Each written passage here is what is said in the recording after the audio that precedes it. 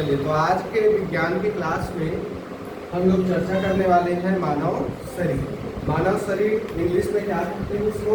Anatomy. तो मानव का जो शरीर है वह विभिन्न अंगों से मिल करके बना हुआ है। मानव का शरीर विभिन्न अंगों से मिल करके बना हुआ है और इन सभी अंगों के अपने अपने कार्य होते हैं। ठीक है, तो आज की क्लास में हम लोग चर्चा करने वाले हैं मानव शरीर। तो मानव शरीर को हम विभिन्न भागों में बांट करके पढ़ेंगे, जिसमें सबसे पहला क्या देखेंगे? कंकाल तंत्र, परिसंचरण तंत्र, इसके अलावा आपका श्वसन तंत्र, पाचन तंत्र, उत्सर्जन तंत्र, तंत्रिका तंत्र एवं त्वचा, मांसपेशियां एवं ग्रंथि तंत्र। तो इन अलग अलग 8 भागों में बांट करके मानव शरीर के बारे में पढ़ना, जिसमें हम लोग बारी बारी से सबके बारे में जानेंगे कि कंकाल तंत्र क्या है, इसमें कौन कौन से अंग भाग लेते हैं, कैसे काम करता है, क्या होता है। ठीक है, उसके बाद में हम लोग इसके बारे में चर्चा करेंगे परिसंचरण तंत्र, उसके बाद में श्वसन तंत्र, पाचन तंत्र, ऐसे करके अलग अलग सभी तंत्र के बारे में पढ़ेंगे। ठीक है, यहाँ पे ध्यान देने वाली बात यह है कि मानव के शरीर में कुल अंगों की संख्या कितनी होती है? 70 अंग कहेंगे, जैसे कि आपका लिवर हो गया, फेफड़ा हो गया, हार्ट हो गया, जैसे हमारी त्वचा हो गई, ये सब क्या है? मानव शरीर के विभिन्न अंग। तो ऐसे करके कुल मिला के मानव शरीर में अंग कितने होंगे? 70। बातें समझ आ रही? ठीक, जैसे कि एक चीज ध्यान देना, मानव का जो शरीर है ये तो एक संगठित रूप है, लेकिन इस शरीर की सबसे छोटी इकाई क्या है कहा जाएगा? तो कोशिका। समझ आ रहे हैं? मानव शरीर की सबसे छोटी इकाई क्या है? कोशिका। और विभिन्न कोशिकाओं से जो संरचना एवं कार्य एवं उत्पत्ति की दृष्टि से समान होते हैं, तो कोशिकाओं के समूह को क्या कहते हैं? ऊतक कहते हैं। समझ आ रहे हैं? विभिन्न ऊतक के समूह से क्या बनेगा? अंग बनेगा, और विभिन्न अंगों के समूह से अंग तंत्र बनते हैं, और अंग तंत्र के समूह को क्या कहा जाता है? शरीर। समझ में आ रही है? मतलब मानव का जो शरीर है विभिन्न अंग तंत्र से मिलकर बना है। तो हमने बताया कितने प्रकार के अंग तंत्र है? 8। पढ़ने की दृष्टि से ठीक, यदि अंग तंत्र को और छोटे छोटे भागों में बांटे तो किसमें बटेगा? अंग। तो हमने बताया कितने अंग? 79। अब यहाँ पे क्या आएगा? अब अंग किस में बटेगा? ऊतक में। अब ऊतक में भी अलग अलग प्रकार होंगे, उसको बाद में पढ़ेंगे। अब ऊतक जो होता है किससे मिलके बनता है? कोशिका से। तो कोशिका भी अलग अलग प्रकार की होंगे, प्रोकैरियोटिक कोशिका, यूकैरियोटिक कोशिका, फिर उसी का आगे बढ़ते हैं जंतु कोशिका, पादप कोशिका। तो उसके बारे में बाकी हम लोग बाद में पढ़ेंगे। ठीक है, तो फिलहाल ये ध्यान रखना है, मानव शरीर की सबसे छोटी इकाई क्या है? कोशिका। कोशिकाओं से मिलके बनेगा ऊतक, ऊतक से मिलके बनेगा अंग, अंग से मिलके बनेगा अंग तंत्र, और अंग तंत्र के समूह को क्या बोलते हैं? शरीर। मतलब हमारा जो शरीर है ना, इसको काटते काटते काटते काटते जाओगे, लास्ट में क्या मिलेगा? कोशिका मिलेगी। अब उसको और नहीं काट सकते। समझ में आ रही बातें? ठीक, यहाँ तक क्लियर है? चलिए, तो हम लोग सबसे पहला टॉपिक जिस पर चर्चा करेंगे वो हमारा कंकाल तंत्र, स्केलेटल सिस्टम। ठीक है,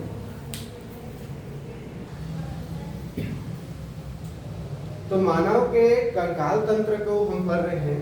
कंकाल तंत्र को इंग्लिश में क्या कहा जाता है? स्केलेटल सिस्टम, है ना?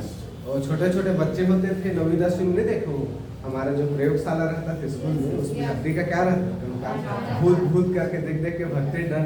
आज उसी को पढ़ना है। ठीक है, इसको पढ़ना है।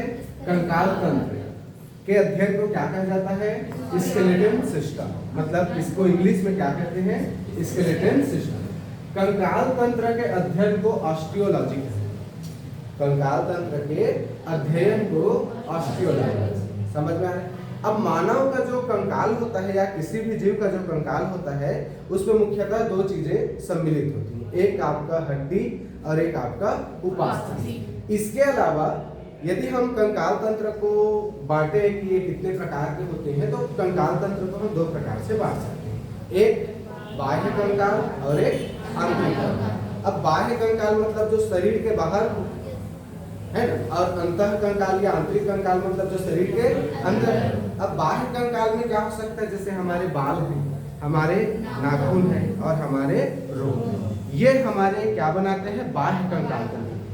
यदि हम अंतः कंकाल की बात करें, अंदर की बात करें, तो हमारे अंदर में क्या होता है? हड्डी और उपास्थि, बोन एंड कार्टिलेज, इस चीज से बनता है हमारा अंतः कंकाल।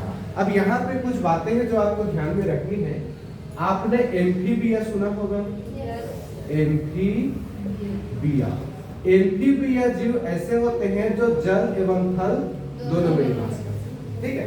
तो जो एम्फीबिया होते हैं उनमें बाह्य कंकाल तंत्र नहीं पाया जाता, ध्यान रखना। एम्फीबिया में बाह्य कंकाल तंत्र नहीं है।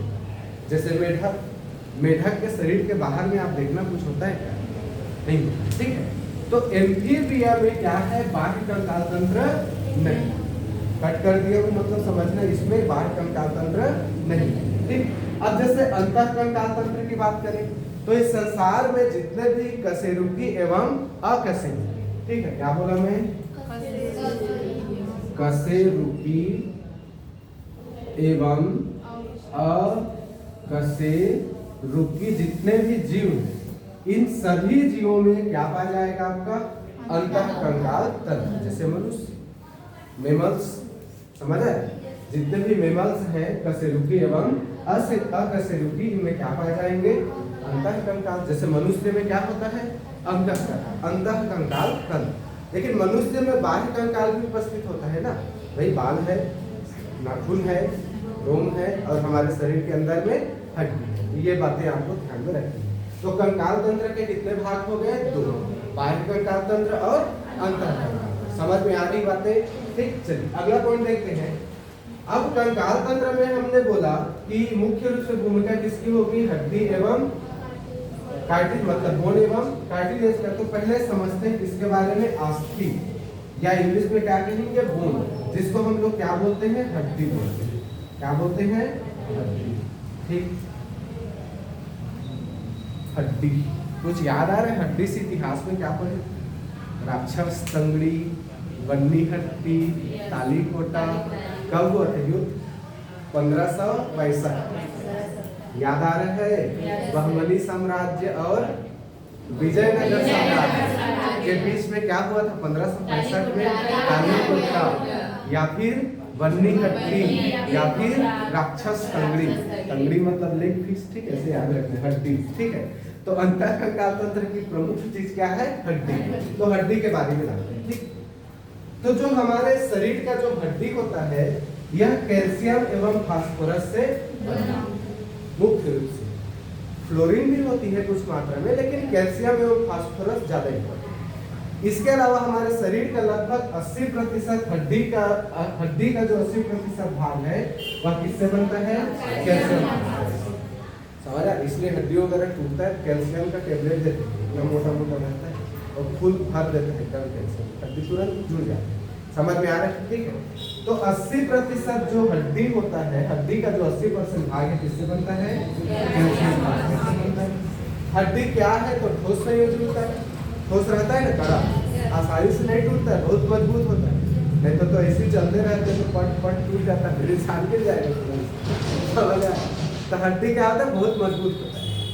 क्लियर है? तो हड्डी क्या है? ठोस संयोजी ऊतक। अब बोले ऊतक, कनेक्टिंग टिश्यू, जो एक अंग को दूसरे अंग से जोड़ने का काम करता है। तो हड्डी कैसा है? ठोस संयोजी ऊतक। इसके अलावा हमारे हड्डी के बोन मेरो में ही आरबीसी एवं डब्ल्यूबीसी का निर्माण होता है। हमने ब्लड वाला सेक्शन में पढ़ा है, आरबीसी और डब्ल्यूबीसी का निर्माण कहाँ हो रहा है? बोन मेरो में, ठीक। अब बोन की जो सेल होती है, मतलब हमारे हड्डी में जो कोशिका होती है, उस कोशिका को क्या कहा जाता है? ऑस्टियोसाइट। ध्यान रखिएगा, हमारे हड्डी की जो कोशिका होती है उसको क्या कहा जाता है? ऑस्टियोसाइट। समझ में आ रही है? चलिए, तो इसके बाद हम आगे बढ़ेंगे। अब जैसे हमने पहले किसको समझ लिया? बोन ऑस्टियो समझ लिया। अब किसको समझेंगे? कार्टिलेज। समझ में आ रहा है? चलिए, तो अब हमारा अगला पॉइंट क्या होने वाला है? कार्टिलेज।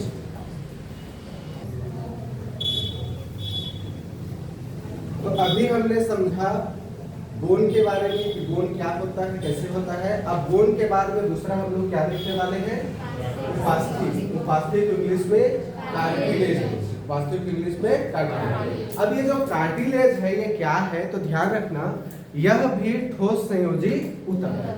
कार्टिलेज भी क्या होती है, ठोस संयोजी ऊतक, लेकिन ये हड्डी के मुकाबले उतनी मजबूत नहीं होती है जितना हड्डी होता है। हड्डी ज्यादा मजबूत होता है और ये कम मजबूत। साथ ही साथ ये ना लचीला होता है। कार्टिलेज क्या होता है, लचीली होती है। ठीक, तो ठोस संयोजी ऊतक बोन के मुकाबले में कम मजबूत होती है, यह लचीली होती है, और यदि लचीली है तो चोट लगने पर आसानी से टूट जाती है। अब ये जो कार्टिलेज है ये होता कहाँ पे है, तो जहां पे दो हड्डियां जुड़ती हैं, जहां पे दो हड्डियां जुड़ती हैं तो हड्डियों के जोड़ने का काम करती है। समझ, दो हड्डियों के बीच में क्या होती है, उपस्थित होती है, जिससे हम हड्डियों को इधर उधर क्या कर पाते हैं, हिला देते हैं। भाई यदि कार्टिलेज नहीं होता, लचीलापन नहीं होता, तो हमारा हाथ सीधा है तो पूरा सीधा, फिर ऐसे समझ आ रहे हैं। भाई मेरे को सल्यूट मारना है तो ऐसे अब मुड़ रहा है ना यहाँ पे, तो मुड़ने में मदद कौन कर रहा है, मेरा कार्टिलेज। कार्टिलेज नहीं होता तो जय हिंद सर समझ आ रहा है। तो इसका काम समझ आ रहा है, कहाँ पे उपस्थित होता है, दो हड्डियों के बीच लचक प्रदान करेगा ये बोलने का। इसलिए जब चोट लगता है ना तो जनरली हमारा क्या टूटता है, कार्टिलेज। बहुत ज्यादा चोट लगेगा तब जाके हमारा क्या टूटेगा, हड्डी टूटेगा। समझ में आ रही है। कार्टिलेज में जो सेल होता है, इस सेल को क्या कहा जाता है, कॉन्ड्रियोसाइट। कार्टिलेज की सेल को कॉन्ड्रियोसाइट कहते हैं, और हमारा जो बोन होता है, बोन की सेल को ऑस्टियोसाइट। याद है कितना, चलिए ध्यान रखना है भाई। ठीक, तो ये हो गया आपका अस्थि एवं उपास्थि। क्लियर है। यहीं पे दो चीजें मैं आपको और बता देता हूँ, फिर आगे बढ़ेंगे। एक होता है लिगामेंट, लिगामेंट, और एक होता है टेंडन। टेंडन, एक होता है लिगामेंट और एक होता है टेंडन। तो लिगामेंट और टेंडन का क्या काम है, तो पहले लिगामेंट को जानते हैं। लिगामेंट हड्डी को हड्डी से जोड़ने का काम करता है। ठीक, क्या करता है, हड्डी को हड्डी से जोड़ने का कार्य। मतलब एक हड्डी को दूसरे हड्डी से जोड़ने का जो काम है वो कौन कर रहा है, लिगामेंट। ध्यान रख लीजिए। ठीक, और टेंडन क्या करती है, मांसपेशियों को, मांसपेशियों को किससे जोड़ती है, हड्डी से जोड़ने का कार्य। ये दोनों याद रखना बहुत काम का चीज है, एग्जाम में आपको पूछेगा, खास करके प्रयोगशाला परिचारक में जब पूरा डिटेल से पूछेगा सिलेबस में, तो ये ध्यान।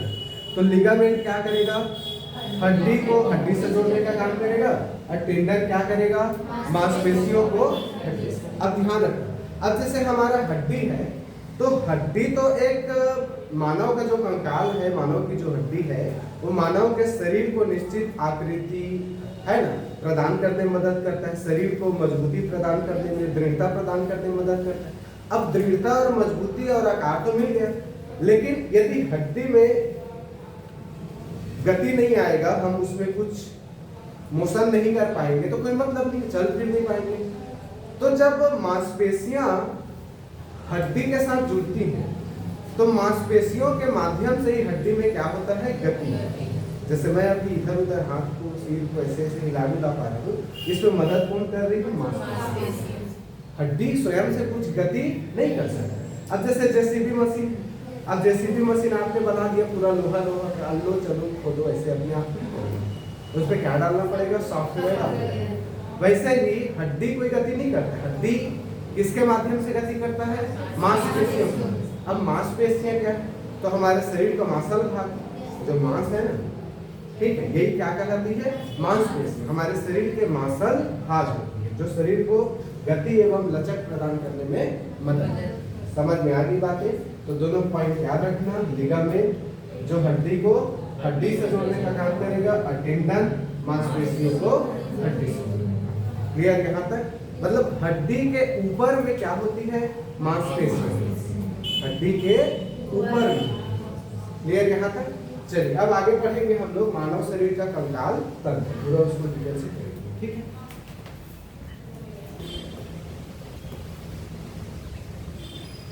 मानव कंकाल तंत्र। तो मानव का जो कंकाल तंत्र है इसको हम दो भागों में बांट के पढ़ रहे हैं।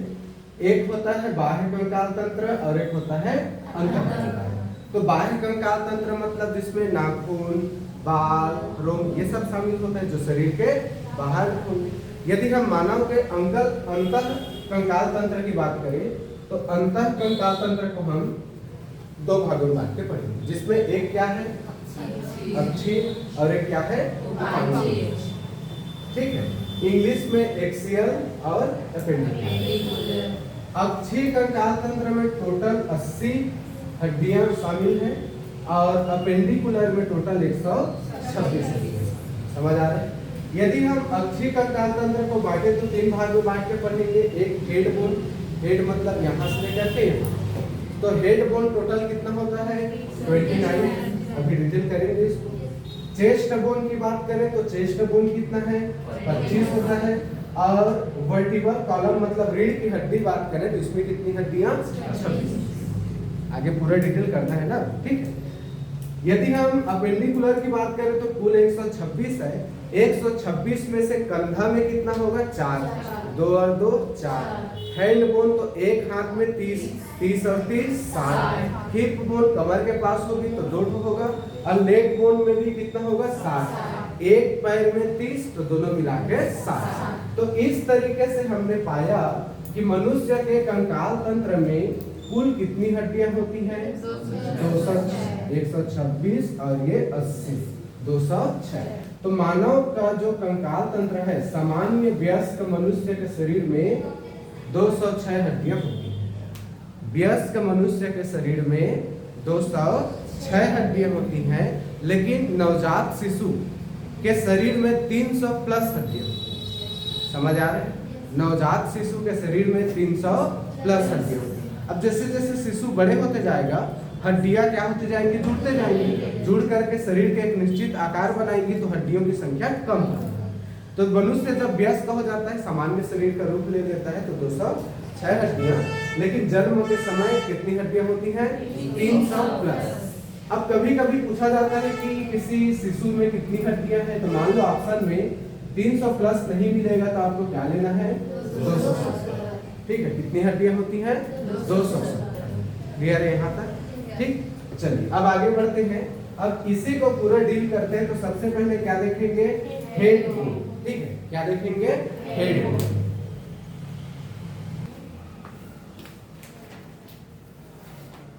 चलिए तो कंकाल तंत्र में आगे बढ़ते हैं। तो कंकाल तंत्र को हमने दो भागों में बांटा। एक पहले बांटा बाह्य कंकाल तंत्र और एक अंतः। और अंतः कंकाल तंत्र को फिर दो भागों में बांटे हैं। एक था अक्षीय और एक था उपांगीय। तो पहले हम लोग पूरा डील करते हैं किसके बारे में अक्षीय कंकाल तंत्र। तो अक्षीय कंकाल तंत्र में हमने बताया कि टोटल 80 हड्डियां होती हैं, ठीक। जिसमें 29 हड्डी कहाँ होता है हेड। हेड मतलब सिर। तो हमारे सिर में, सिर बोले तो ये आप यहां से लेकर के पूरा यहां तक क्या होता है सिर। तो सिर में कुल कितनी हड्डियां होती हैं बोलेंगे तो 29। अब सिर को हम दो भागों में बांटेंगे। तो सिर में पहले हम बांटेंगे खोपड़ी। सिर में पहले हम क्या बांटेंगे खोपड़ी। तो खोपड़ी में होता है मतलब स्कल में होता है 28 हड्डी। याद रखना सिर में कितनी हड्डी होता है बोलेगा तो 29। और खोपड़ी मतलब स्कल में कितना होता है बोलेगा तो 28, ठीक। अब कैसे कैसे होगा देखो। तो मस्तिष्क, तो हमारा जो ब्रेन है मस्तिष्क का, उसकी चारों ओर टोटल 8 हड्डियां। हमारा जो चेहरा है तो चेहरा कितनी हड्डियों से मिलकर बना है 14 हड्डी से। और जो हमारा कान है उस कान में 2 कान है ना, तो 3 हड्डी यहाँ पे 3 हड्डी यहाँ पे, तो 3 और 3 6। तो 6 हड्डी कहाँ पे हो गए आपके कान। तो इस तरीके से मस्तिष्क में 8, चेहरा में 14 और कान में 6 हड्डियों से मिला करके आपका क्या बना है खोपड़ी। तो खोपड़ी में कितना है 28। आगे बढ़े। अब इस खोपड़ी के नीचे में यहाँ पे आएंगे क्या कंठी का हायोड। तो एक यहाँ पे कितना होता है हायोड 1 हो गया, तो 1 ये हो गया और 28 ये, तो कुल मिला के कितना हो गया 29। समझ आ रहे हैं? तो सिर में कुल कितनी हड्डियां होंगी? 29। समझ आ रहे हैं? पुराने समय में जब लड़ाई झगड़ा होते थे तो पहले क्या चलता? तलवार चलता थी। तलवार में क्या धड़, सिर को धड़ से तो एक बार मारता था ना, जैसे बाहुबली, समझ आ रहे हैं? वो मारेगा तो एक बार में कितनी हड्डियां बाहर होंगी? 29 हड्डी बाहर, जिसमें से 28 खोपड़ी का रहेगा और एक कंठ। अब यहाँ से काटेगा तो बच जाएगा ना, लेकिन वही घर से काटेगा, देखा होगा। चलिए हो गया। अब मानव शरीर की सबसे छोटी हड्डी क्या कहलाती है? जो कि टांग में पाई जाती है। चलिए अगला क्या है हमारा? Chest bone. तो चेस्ट बोन जो टोटल कितनी होती है? 25 होती है। इसमें दो बातें याद रखेंगे। एक तो पसलियां होती है। क्या होती है? पसलियां। पसलियां मतलब रिब्स। 12 जोड़ी होता है और एक जोड़ी में 2, तो 12 दूने 24। तो हमारे चेस्ट बोन में 24 पसलियां होती हैं, जो एक अस्थि पिंजर या हड्डियों के पिंजरे का जाल का निर्माण करते हैं, जिसके अंदर में हमारे शरीर के जितने भी महत्वपूर्ण अंग हैं वो होते हैं, जैसे कि हृदय हो गया, फेफड़ा हो गया, इनको सुरक्षा प्रदान करने का काम करता है। कौन करता है? आपका पसलियां, अस्थि पिंजर के निर्माण करते हैं। ठीक है। और ये सभी पसलियां किसी एक हड्डी के साथ में जुड़ी रहती है, जिसको क्या कहा जाता है? उरोस्थि या स्टर्नम कहते हैं। उरोस्थि या फिर स्टर्नम, जिससे ये सभी पसलियां आपस में जुड़ी रहती है। तो एक ये हो गया, 24 ये हो गया, तो कुल मिला के कितना हो गया? 25। तो चेस्ट बोन कितने हो गए? 25। समझ में आ रहा है? ठीक। चलिए अगला हमारा क्या है? वर्टिब्रल कॉलम, मतलब रीढ़ की हड्डी। तो हमारे शरीर में जो रीढ़ की हड्डी होता है, आपने कभी चित्र वगैरह देखा होगा, तो इस तरीके से बनाया जाता है। ठीक है, ऐसे करके ये। तो रीढ़ की जो हड्डियां हैं, इसकी कुल संख्या कितनी होती है? 26। मतलब एक सामान्य वयस्क मनुष्य के शरीर में रीढ़ की हड्डियां कितनी होंगी? 26। लेकिन नवजात शिशु में, जो बच्चे होते हैं, उनमें रीढ़ की हड्डियां कितनी होती हैं? 33 होती है। ये आप लोग ध्यान रखेंगे। नवजात शिशु में रीढ़ की हड्डियां कितनी होंगी? 33। अब जैसे जैसे बड़े होते जाएगा, हड्डियां जुड़ते जाएंगी, तो संख्या कम हो जाएगी। तो वयस्क होने के बाद में कितना बचेगा? 26। समझ आ रहे हैं? तो ये मानव कंकाल तंत्र का, अंतः कंकाल तंत्र के अंतर में हमने क्या देखा? अक्षीय कंकाल, जिसमें कुल कितनी हड्डियां हैं? 80। चलिए अब आगे बढ़ेंगे, हम लोग क्या देखेंगे? उपांगीय मतलब अपेंडिकुलर, जिसमें कुल हड्डियां कितनी होंगी? 136। चलिए तो हमने क्या देखा? पहले अक्षीय कंकाल तंत्र, और अब हम लोग क्या देख रहे हैं? उपांगीय कंकाल तंत्र। तो उपांगीय कंकाल तंत्र में कुल कितनी हड्डियां? 136। तो इसको हम 4 भागों में बांट के पढ़ते हैं। सबसे पहले क्या देखेंगे? शोल्डर। शोल्डर मतलब कंधा में, तो 2 इस कंधा में और 2 इस कंधा में, तो कुल मिला के कितनी हड्डियां हो गई? 4। तो 4 हड्डियां हो गई आपका कंधा, शोल्डर बोन। ठीक। इसके अलावा अब यदि हम हाथ की बात करें, हैंड बोन, तो 30 एक हाथ में और 30 दूसरे हाथ में, तो कुल मिला के कितने? 7। समझ आ रहे हैं? अब ध्यान रखें, कंधा से यहाँ पे आएंगे, तो इस जगह को हम क्या नाम दे रहे हैं? ह्यूमरस। ये हमारा क्या हो गया? ह्यूमरस। तो एक हड्डी। अब ह्यूमरस से आगे आएंगे तो यहाँ पे रेडियल अल्ना। ठीक है, रेडियस अल्ना, एक और एक। ठीक। उसके अलावा ये हथेली, तो हथेली में कितना हो गया? 27। ह्यूमरस, रेडियस अल्ना, हथेली, कुल 30 हुआ। तो एक हाथ में 30 और दूसरे में भी 30, तो 30 और 30 60। अब आगे बढ़े तो हिप बोन, कमर, तो कमर में 2। ठीक है, तो हिप बोन कितने हो गए? 2। इसके अलावा लेग बोन, लेग मतलब पैर, तो एक पैर में 30 और दूसरे पैर में 30, तो कुल मिला के 60। तो यदि हम लेग बोन की बात करें, तो मान लो एग्जाम्पल के लिए है ना, ये लेग है, पैर मान लो, अब नहीं दिख रहे लेकिन मानने में क्या है? तो ये हमारा क्या कहलाएगा? फीमर। ठीक है, ये हमारा क्या कहलाएगा? फीमर। ठीक। यहाँ पे हमारा जो छर्रा कटोरी होता है, जो मोड़ता है, ये होता है यहाँ पे, ये हमारा क्या हो गया? पटेला हो गया। और यहाँ वाला जो पार्ट है, यही आपका टिबिया। ठीक है, क्या है? टिबिया पुबेला। समझ आ रहे हैं? और ये है आपका पैर का निचला, जिसमें कितनी हड्डियां हैं? 27। समझ में आ रही बातें? तो इस तरीके से एक पैर में 30 और दोनों मिला के 60। ठीक, तो ये है आपके शरीर के टोटल 206 हड्डी। ठीक है, जब अल्लू अर्जुन मारना शुरू करता है ना, तो हड्डी नहीं गिनता है कहाँ पे कितना है करके, बस उसको वो क्या करते जाते हैं, मारते जाते हैं ना, और हड्डी टूटते रहते हैं। ठीक, समझ में आ रही बातें? तो ये है आपके मानव के कंकाल तंत्र। टोटल कुल कितनी हड्डियां हैं? 206। चलिए एक दो पॉइंट यहाँ पे छोटा छोटा और बदले, जैसे कि नाखून के बारे में थोड़ा सा जान लेते हैं। नाखून क्या है ना? जैसे हम लोगों में ऐसे ही नॉर्मल क्वेश्चन करते हैं कि नाखून को काटने से दर्द क्यों नहीं होता, बाल को काटने से दर्द क्यों नहीं होता, ये सारी चीजें। ठीक है,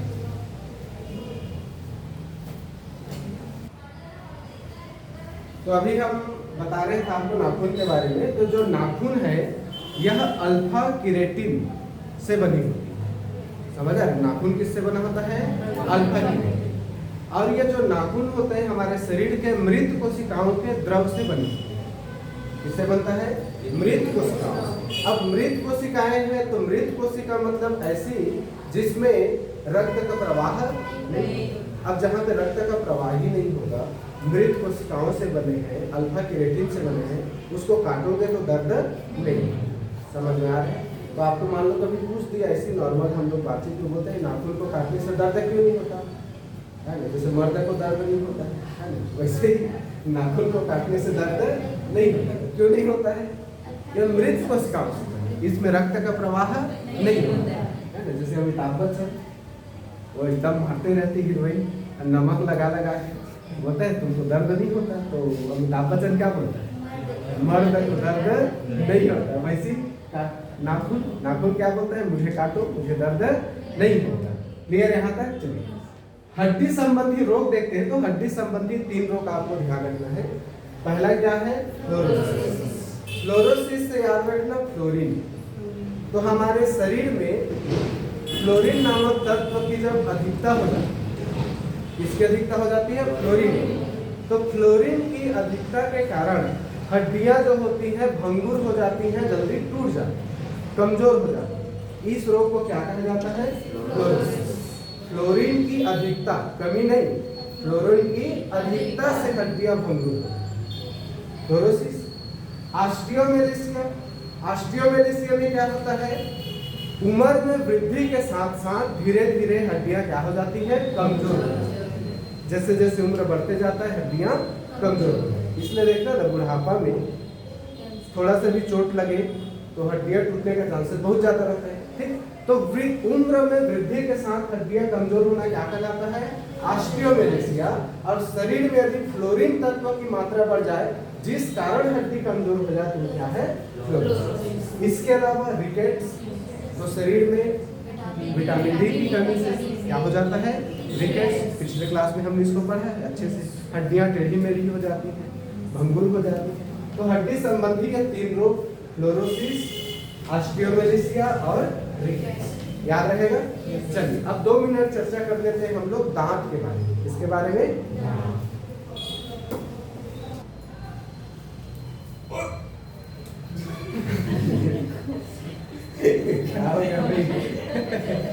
चलिए देख लेते हैं।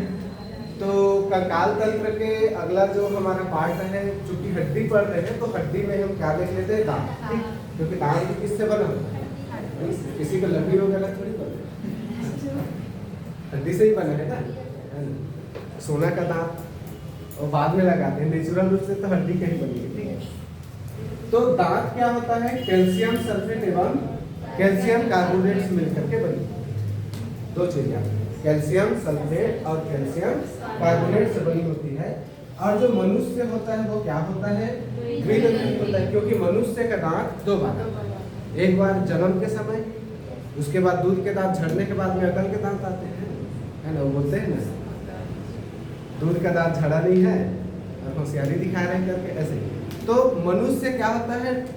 द्विदंती होती है। मनुष्य के दांत 2 बार आते हैं, डेक्योडेंट कहलाते हैं। ठीक है, मनुष्य क्या कहलाते हैं? डेक्योडेंट कहलाते हैं।